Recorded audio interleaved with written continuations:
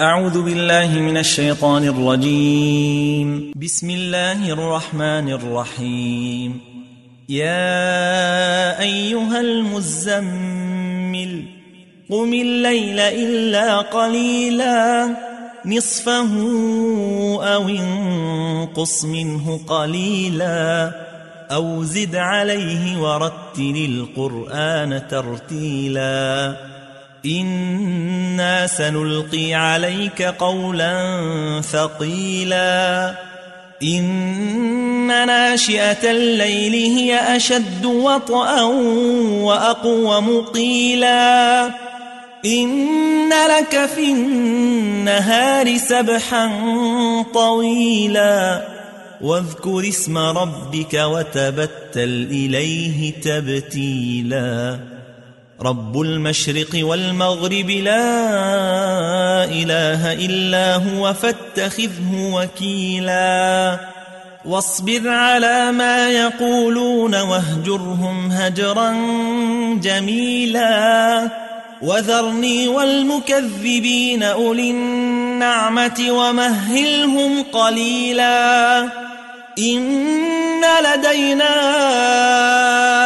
أنكالا وجحيما وطعاما ذا غصة وعذابا أليما يوم ترجف الأرض والجبال وكانت الجبال كثيبا مهيلا إنا أرسلنا إليكم رسولا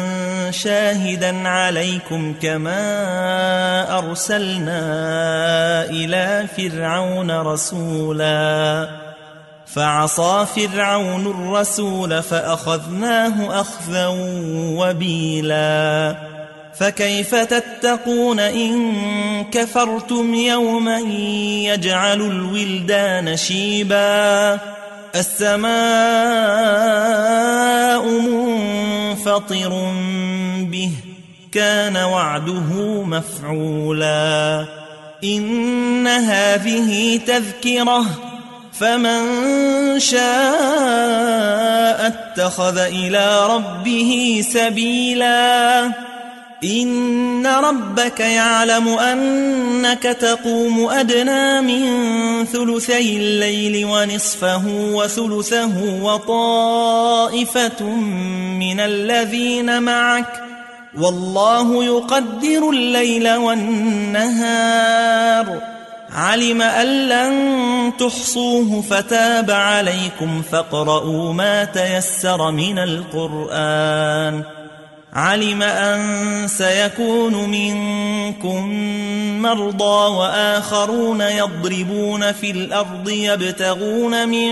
فضل الله وآخرون يقاتلون في سبيل الله فاقرؤوا ما تيسر منه وأقيموا الصلاة وآتوا الزكاة وأقرضوا الله قرضا حسنا وما تقدموا لأنفسكم من خير تجدوه عند الله هو خيرا وأعظم أجرا واستغفروا الله إن الله غفور رحيم